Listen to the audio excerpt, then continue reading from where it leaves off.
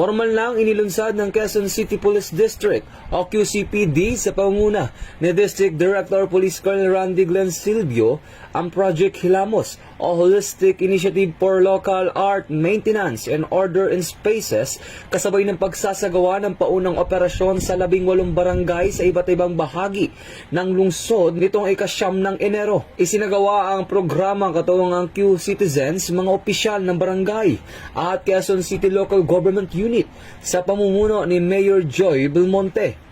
Layunin nitong panatiliin ang kaayusan at kalinisan sa mga pampublikong lugar, maiwasan ang vandalism, at isulong ang ligtas at walkable at child-friendly na kapaligiran.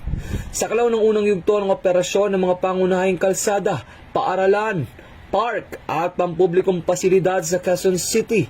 Ang Project Hilamos ay kaakibat ng Upland Dignity ng DILG at sumusuporta sa City Ordinance laban sa vandalism at paninira ng ari-arian. Hinikayat ni Police Colonel Silvio ang publiko na makiisa sa programa sa pamamagitan ng disiplina at aktibong pakikilahok upang gawing ligtas, maayos at kaaya-ayang lungsod. Ito ang bagong PNP para sa bagong Pilipinas, serbisyong mabilis, tapat at nararamdaman.